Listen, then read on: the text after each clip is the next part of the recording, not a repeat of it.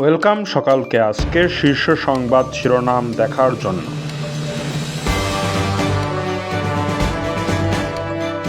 সবার সঙ্গে সুসম্পর্কের অঙ্গীকার তারেক রহমানের। নতুন মন্ত্রীদের জন্য প্রস্তুত ৩৭ বাড়ি। চরমোনাই পীরের বাসায় তারেক রহমান। বগুড়া ৬ আসন ছেড়ে দিলেন তারেক রহমান।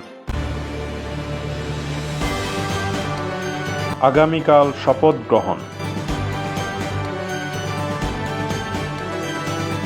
শপথ গ্রহণের প্রস্তুতি কতদূর?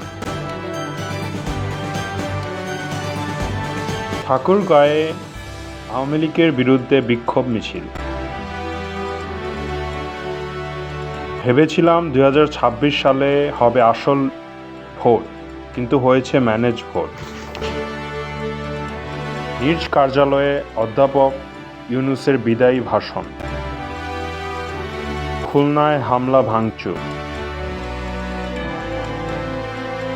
শপথের আগে প্রতিশ্রুতির বার্তা।